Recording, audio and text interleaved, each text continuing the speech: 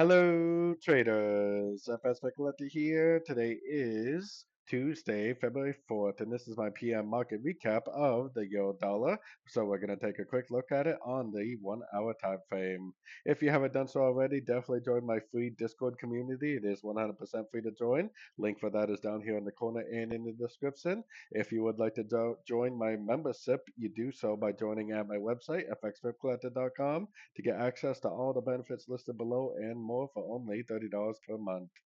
So anyways, like I was saying in my AM video this morning, the euro dollar did continue up. It never did break any structure to the downside. So if you are trading the short time frames, like I was saying, very likely it is going to keep going up as long as it continues to make those higher highs, higher lows.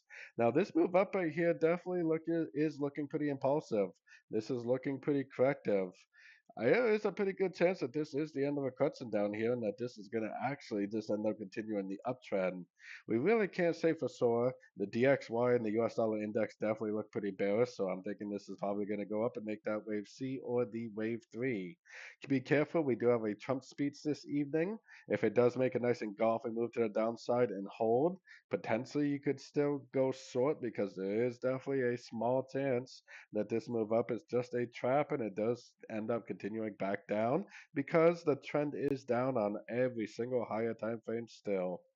So anyways, don't forget to join my free Discord community, and as always, thank you and happy trading.